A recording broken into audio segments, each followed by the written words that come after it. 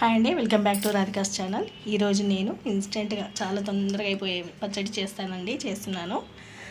దోసకాయ పచ్చడి ముక్కలండి. చాలా తొందరగా అయిపోతుంది. మీకు కర్రీస్ చేసుకునే టైం లేనప్పుడు ఈ దోసకాయ పచ్చడి ముక్కలు చేసుకోండి. చాలా టేస్టీగా ఉంటుంది, చాలా తొందరగా కూడా అయిపోతుందండి. ముందుగా మనం స్టవ్ వెలిగించుకొని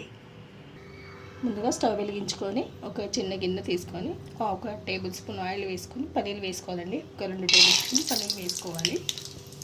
పల్లీలు వేయించుకోవాలి. పల్లీలు వేగిపోయాయండి. పల్లీలు తీసేసుకోవాలి.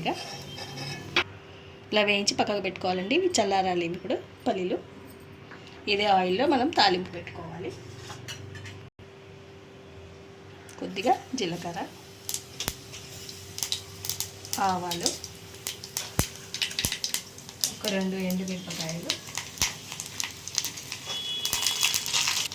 కొద్దిగా మినపప్పు,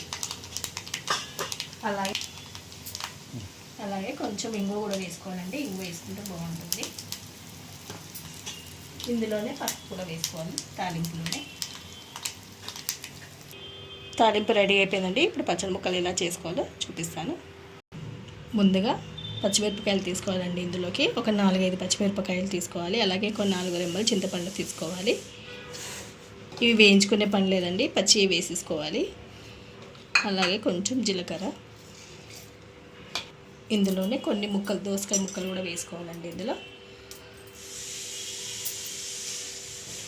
అలాగే రుచికి సరిపడా ఉప్పు వేసి మిక్సీ పట్టుకోవాలి. వీటిని ఇప్పుడు మిక్సీ చేసుకోవాలి. ఇందులోనే చల్లారిన పల్లీలు కూడా వేసేసుకోవాలండి. ఇలా మిక్సీ పట్టుకోవాలండి. ఇలా మిక్సీ పట్టుకున్నది ఇందులో వేసేసుకోవాలి. పచ్చళ్ళలో వేసుకోవాలి. ముక్కలలో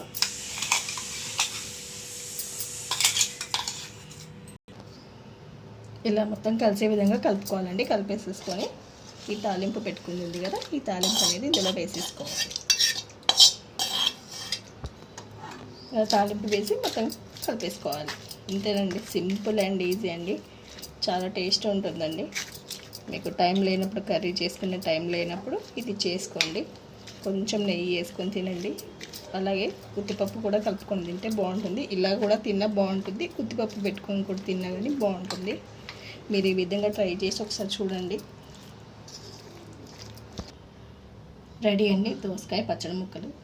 మీకు ఈ వీడియో నచ్చింది అనుకుంటున్నానండి. నచ్చినట్లయితే లైక్ చేయండి, షేర్ చేయండి, కామెంట్ చేయండి. మరిన్ని వీడియోస్ కోసం సబ్స్క్రైబ్ చేసుకోండి. Thank you.